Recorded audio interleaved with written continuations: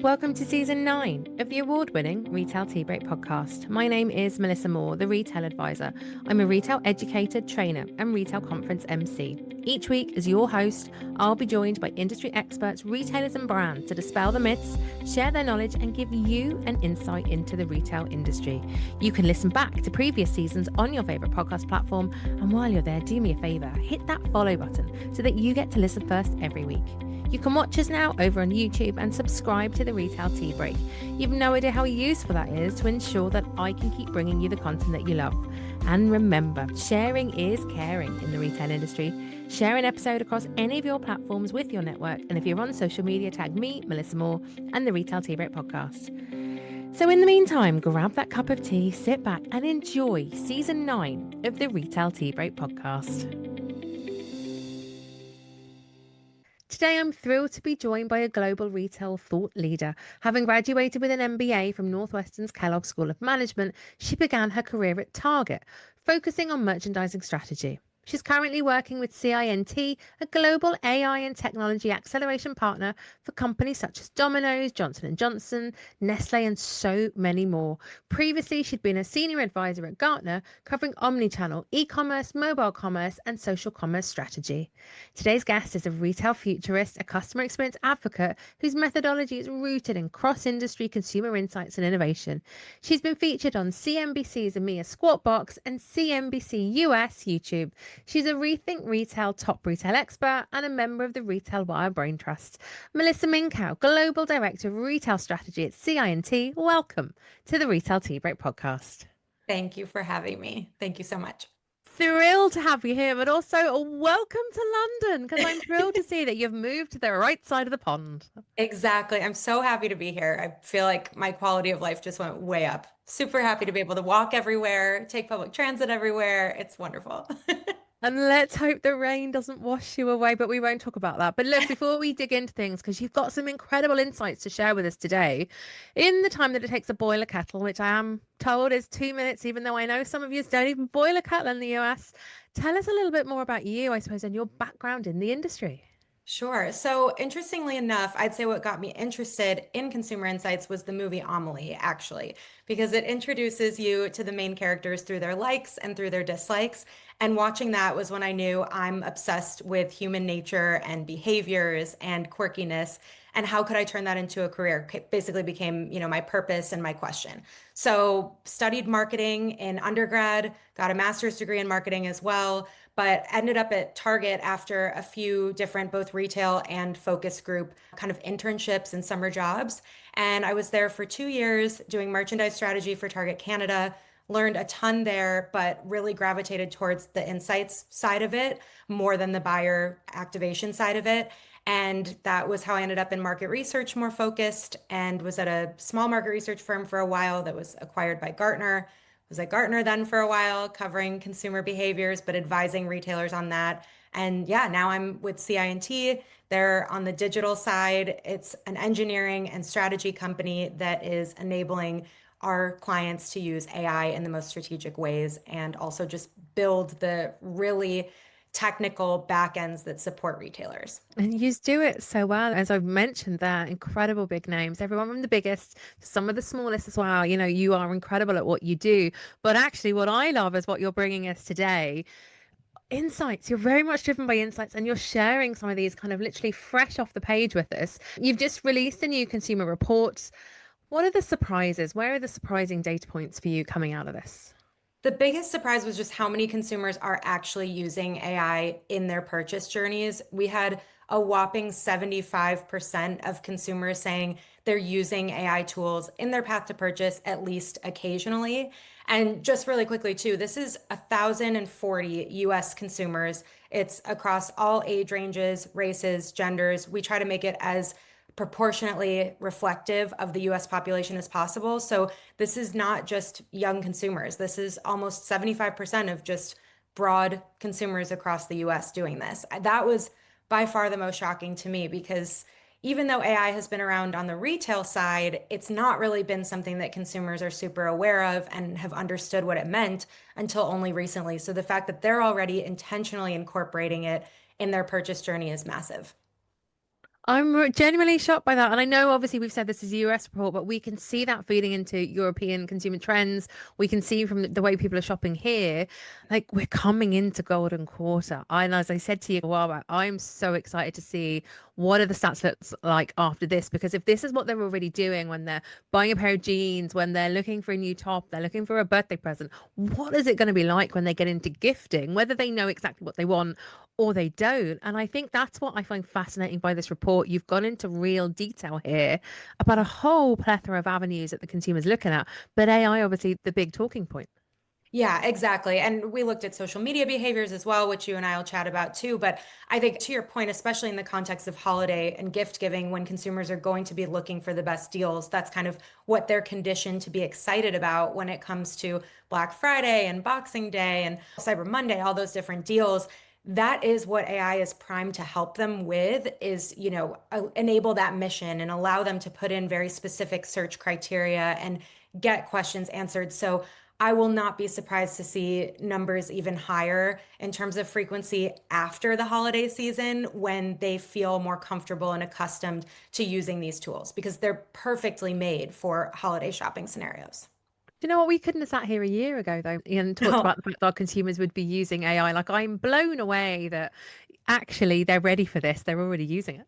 Exactly. And we actually, in 2023, we asked consumers about their comfort level with retailers using AI to improve the shopping experience. And it was split 50-50. 50% of our survey said, yes, we like that idea. And 50% said, we're not comfortable with that. And now in 2025, 58% of consumers, when we posed the question the exact same way, said they do think retailers should use AI to improve the shopping experience. So in 2 years, that's gone up 8%.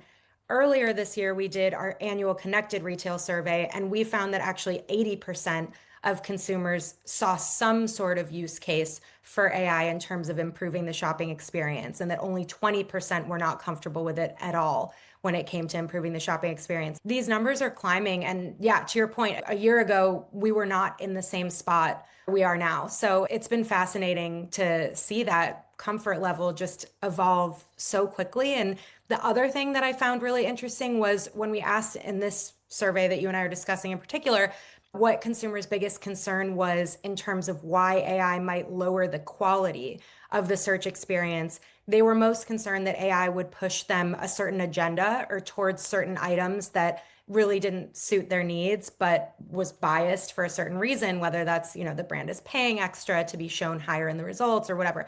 And so I think that is just the key here is as long as it feels, or as long as it is organic and unbiased and really the best synthesis of information out there, consumers are excited about it. It's fantastic they have that awareness as well that, there could be bias out there, but you know what? If it's meeting their needs, if it's really fueling what they want, I think we're all here for it. So it's incredible. A couple of years from when you did this initial bit of research when we were talking about AI, and look how much we've jumped. But on that, then, in that respect, where is the needle moved in terms of how consumers are shopping? What else are you seeing having changed over the last while? What was really surprising was in 2021, we did a D2C survey and we asked a lot about marketplaces versus direct retailer buying patterns. And the vast majority of our shoppers in the survey, and again, it was meant to be reflective of the US population, they told us that they were starting their purchase journey most often when they didn't have a particular brand in mind on a marketplace, most likely Amazon. This year, we asked that same question, where are you most likely to start your purchase journey? And it was almost split exactly down the middle between a marketplace and a search engine. So, what that told me was that where the needle has moved is thanks to AI, consumers are back to their own searches that are external away from retailers and more in the space of whether it's generative AI or some sort of search engine. That's now where they're comfortable going again because they've really figured out that they are the best at researching where to then make a purchase. So that's definitely where the needle has moved. And I also think it's why TikTok is so powerful because TikTok has this incredible search function and it's an unbiased, democratized algorithm. So consumers feel that they're really in control of the information they're exposing themselves to and leveraging to make decisions. And you know what? I literally had a conversation about this morning in the hairdresser where Did you? you search what you're passionate about. You're Yeah. not thrown a whole plethora of things. If we even think about old school marketing, or you might even get an email, which is still a fairly modern phenomenon, but Yeah. you're emailed about everything that shop might have to offer, the key offers. TikTok, allows you to actually look for the things that interest you, and therefore these new products pop up. And no wonder it's growing at such a rate. But again, it's great to then feel this feeding into how we're finding things that we might need or we might be looking for, especially in the run up to kind of this magic holiday season that's coming upon us. Totally. And even seeing the sales data and the revenue data for this past Q2 from some of the leading retailers in the US, you're seeing consumers are still spending. And I'll be the first to say, I did not expect that. My prediction was way off. I did not think consumers were going to be spending in this quarter just because I think, it's been a challenging economy for sure. And consumers are hyper aware of price points. But again, what AI does so well is helps consumers navigate to the best deals, and retailers have been able to deliver on those lately. So I think as long as they keep that momentum going into the holiday season, it could be really powerful still. I mean, that could actually be when consumers feel even more excited about deals and discounts and like they really need to take advantage of them because retailers will feel compelled to deliver those. And you know what? It sounds like the consumer's really in control all of a sudden, which I know we haven't felt like that for the last few Yeah. years with everything going on, whether it's, the far side of the pond or it's in the UK or here in Ireland. At the end of the day, economy's been what it's been, whether there's been other things leveraged on us from a tax perspective or a payout perspective for various things that, employers have had to do. There isn't as much money to go around. So I think if we can use AI to really leverage the best out there, the best offers, if that's what you're looking for, it's got to be win-win both for the retailer and the consumer. Exactly. And I just think, especially now living in London, it's so fascinating to see UK consumers are a lot more digitally engaged than US consumers, especially when it comes to grocery. You guys have always been more adaptive and interested in that. And I think a lot of that has to do with using public transit and relying on that so heavily and using your phone to pay or just digital means. It kind of routinizes taking out your phone to pay rather than other means. And that kind of connects the dots between ordering groceries online and stuff like that. But I think that if we were to run this survey in the UK, we might even see higher numbers and higher comfort level with AI and the use cases there. I also think privacy is such an interesting thing because in the past, when we've asked questions about personalization and even AI, the data privacy and data security is what consumers worry so much about. In this survey, we asked a lot of questions on data breaches and the impact of those on a consumer and their shopping behaviors with a retailer. And most of them said, we don't like it. We try to kind of temper our shopping with that retailer for a little bit. Maybe we change a password, but it's fascinating that even though data privacy and data security is such a concern for consumers, simultaneously they're feeling empowered and they're feeling control when they're using AI because it requires data. That's fascinating. And look, we've seen massive breaches for certain retailers over the last year across the globe in that respect. But actually, as you say, we feel quite safe and secure on a day to day. And if AI is helping us do that, then again, the retailer's got to be the winner there. On that, then, for those listening, as retailers, what's the report telling us? What should they be focused on? Where are the biggest opportunities going forward for them to improve that shopping experience for the consumer? I really think search is the most important because I know there's a lot of debate and a lot of talk about will websites even be relevant in retail of the future. I personally believe they will. I still think consumers will see value in a retailer's proprietary site, even if it's not their first stop.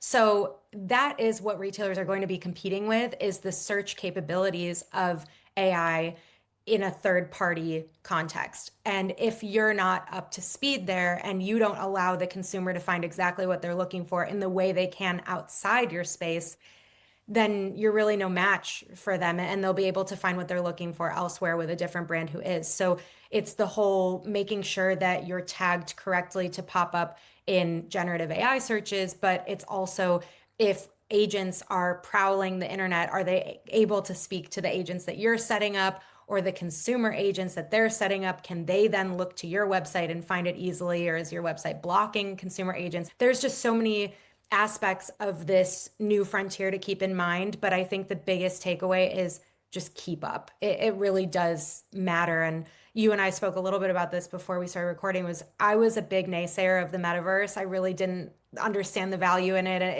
it didn't really make sense. This is a totally different frontier because there's so much value here for the consumer. And my biggest recommendation to retailers is invest in everything that relates to generative and agentic AI in terms of improving the mission that your consumer is on when they're shopping. And I think this is what scares me. I'm going to say that we've got some amazing retailers out there globally who are doing this, who are very forward thinking, who have not only jumped on the bandwagon, but they've run with it. You know, they really do understand what needs to be done to suit the needs of their customer and they're going with it. My fear is, and I'm sure you see this too, there are a whole load of retailers, big and small out there, who are only just getting their head around AI. So when you start talking about layering upon all these different things, even as you say, those keyword searches for the AI to come back and check what they have, like this could be another 4 or 5 years. And my fear is that's way too late. Like it was hard enough for them to get these websites up and running to do things like click and collect during COVID. Here we are 5 years on. And it really does feel like if you're not moving right now today to do this, you're Mhm. done. Exactly. And we talk about this a lot because technically what CI&T does is digital transformation in a lot of ways. And clients and prospects tend to feel intimidated by that term because they see it as this is a long-term project. I'm not going to see results anytime soon, and I'm going to be spending a lot of money to do that. But the reality is, usually, and how it works with our clients and how it should work, is that digital transformation, yes, it's a long-term vision and it has long-term goals, but you should be seeing results immediately. And you also should be seeing both cost savings and revenue driving happening immediately. And if you are improving your shopping experience for the consumer iteratively and right away, you're going to see the payoff in that. I mean, you cannot afford to just sit back and wait till it's table stakes because, to your point, you will be way behind. So it's worth the investment 1000%. And I don't say that about everything. I didn't say that about the metaverse. I talked a lot about how I didn't think that was something every retailer needed to be an early adopter on. But at this point, it's almost not even early adoption if you update your digital assets and experiences to be compatible with the future of AI. And it sounds like it's a continuous journey then, Melissa, as Yes. well, that this is not a one and done. You don't just come and do a project. You have to continue to do this because for your very point there, AI and all the levels of it, we're very much moving way past generative into agentic and into so much more to come that I know everyone is playing with in the background with our future kind of solution providers. Mhm. This is a continuous journey that once you're on it, you're not getting off. Exactly. Well, that's especially because agentic AI is self-teaching, right? So Yeah. generative AI at least has fixed inputs that you're putting into it, but agentic kind of creates its own rules based on past patterns and what it can learn and predict. So it is evolving constantly, and it's a lot like language, and search terms are going to evolve continuously for consumers based on what's trending and how just vernacular changes. So it retailers really do have to be keeping pace and or a little bit ahead to make sure they're matching the energy of what consumers want and need. And I know you and I have talked about brick and mortar stores a little bit too, and how that's so important. And I was just in a beauty store in kind of like Soho, West End area. And I was really impressed because it was merchandised by need. So the cleansers were all in one space, competing brands standing against each other. The moisturizers were all in a different space. And we used to talk about that at Gartner back in 2014, saying this is how a store needs to be merchandised because a consumer isn't always coming in for a particular brand, they're coming in for a solution. And I think now that's even more relevant because of AI. Consumers are not really looking for a particular brand all the time, they're looking for a solution. On that then, and I don't know if you know the answer to this, but it really just sparked something that I've been talking about a lot recently.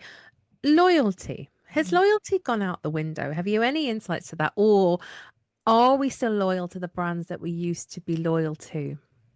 I think both. I know Gen Z is notoriously the least loyal generation, and a lot of it comes from frugality and their ability to be so savvy when they're looking for what they want. So maybe they don't need to spend as much and they can find what they're looking for at a better price.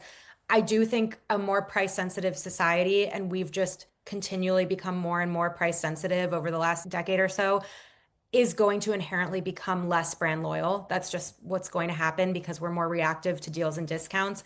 But simultaneously, if these retailers and brands can produce really strong deals and discounts, I know that's loyalty at a transactional level, but it does build an emotional connection because it shows compassion for the consumer. And I think here, I mean, Boots does a fantastic job with their loyalty program and their cards. And I just tend to see my UK friends are so much better at maximizing loyalty programs because the purchasing power is lower here, but the cost of living is also lower here. So it kind of creates this really interesting. I was doing research on this earlier this week. I was fascinated by the fact that in the States, the cost of living is higher, but the purchasing power is also higher. So you don't care to get the best deal as often Yeah. as you do here. So that's one way I would actually say my US peers back in the States should really model their loyalty programs and look into the definition of loyalty in a little bit of a different way, look to their UK peers and see that sometimes creating that emotional connection is rooted in transactional payoff. Absolutely. And actually, on that, then, how has your perspective on consumer shopping behaviors changed over the last few years of conducting these insight surveys? I have now seen consumers go research, discovery, buy instead of discovery, research, buy.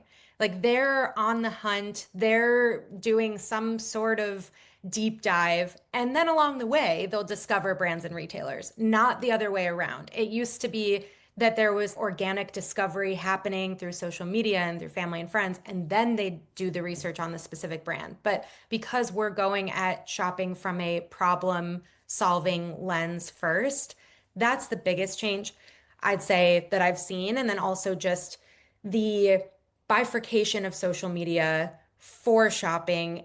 In our survey, this most recent one, they told us YouTube is for entertainment, Facebook is for buying, TikTok is for entertainment, but we know they're also buying there. Twitter is for the news. Like it's just interesting how they've Reddit is for research. They associate each social media channel with something different in their lives that ultimately leads to commerce. Sorry, I have to stop you there. Facebook. Yeah. Really? Yes, Facebook was the number one social media channel associated with buying for consumers. They said they were most likely to have used Facebook when it came to some sort of retail journey. But when you think about it, it makes sense because of Facebook Marketplace. That's massive. It'll be interesting to see then where TikTok Shop comes into this now over the next year or two, because we know it's on the rise. We know it's the place that everyone's starting to hang out. But it's fascinating then that you have all this data collected. Anything else then in that respect that you've seen this kind of swift change that I suppose all of us in it, living in the moment, probably have almost forgotten about? But are there any other kind of waves that you've seen really take off? Yes, apps. So in this survey and in the last three surveys that we've done, consumers told us that apps were their preferred channel for purchasing. What's shocking about that, though, is when we ask them how many retailer apps they have downloaded and in regular use, it never goes above an average of two.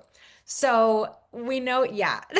I'm really sorry now to be making faces. I'm really shocked with that because I would agree with the apps thing. Yeah. I'm sure everyone listening and watching would as well, but I've got loads more than two on my phone. That's so interesting.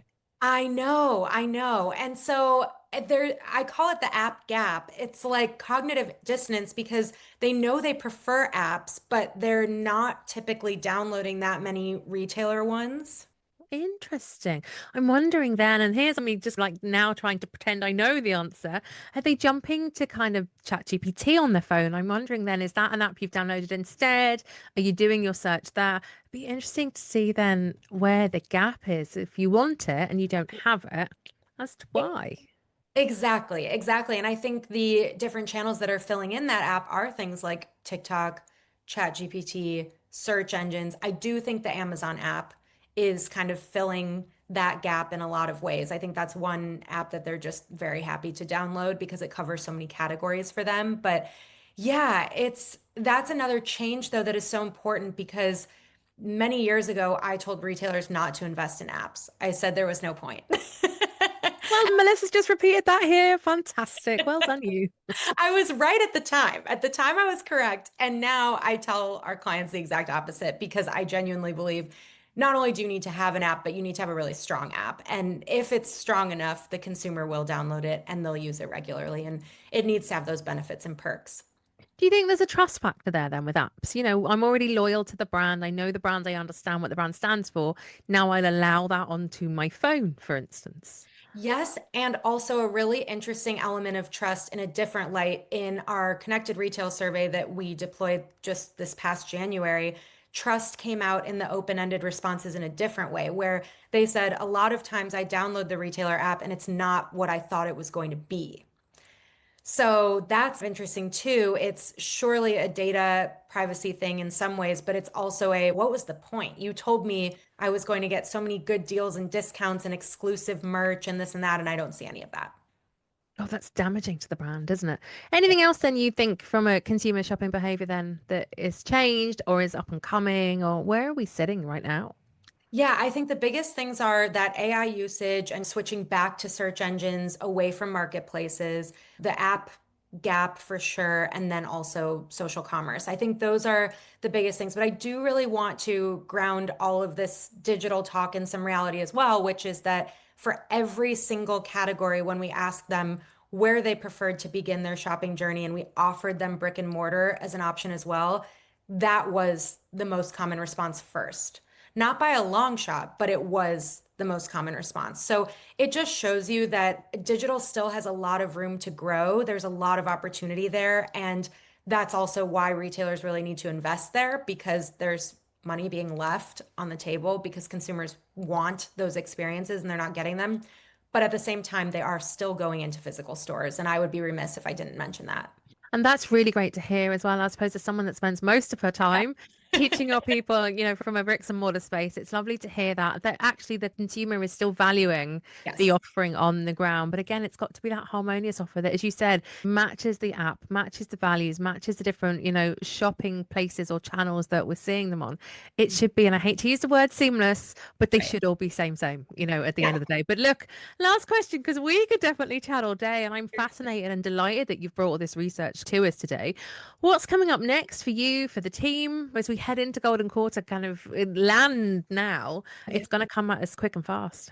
I'm really going to be keeping my eyes peeled for the usage of AI in the holiday season and see what that looks like. I'm very curious what consumer spending will look like because there's been that immense pressure on the consumer to find the best deals and to make sure that they're being strategic with their spend. So I'll be curious, but I said in January it wasn't going to be a good golden quarter, but I changed my mind. Based on what Good, you're allowed. I'm allowed, and I like to be wrong. When I'm being pessimistic and I'm wrong, then I'm happy that I'm wrong, right? I want to see consumers shopping, and I do actually think they will now that they've been turning out and still spending. I mean, even the ONS numbers that just came out where they were looking pretty good, actually. There was still some growth this past month. I do think that consumers will spend. I'll be curious to see what that looks like and what kind of deals they're taking advantage of in the golden quarter. But I am optimistic. I think there are some brands who are just doing some really innovative, cool things, and consumers are enjoying and appreciating that. Now that we are in an era of the savvy consumer, you can be really elevated with your experiences and your offering, and it goes over really well. So. All to play for then. Very excited to see then what the next few weeks, a few months brings us. But look, if you've enjoyed today's podcast episode, please do like and share it from any podcast platform for your network. And of course, if you're on social media, tag me, Melissa Moore, and the Retail Tea Break podcast. Listen back to the previous 8 seasons that we have, which is unbelievable. Find that, of course, on your favorite podcast platform, or of course, you can watch us over in YouTube. Connect them with myself and Melissa. And it's great to have 2 Melissas on the show today, I must say. Connect with Melissa over on LinkedIn, and obviously check out CI&T and their incredible website. I'm going to pop the details for that and the report into the show notes as well. Melissa, it's been a pleasure and a joy. Thank you for not only moving to London so we're much closer to catch up, but also for joining me on the Retail Tea Break podcast today. Thank you so much. So happy to be both here in London and here with you.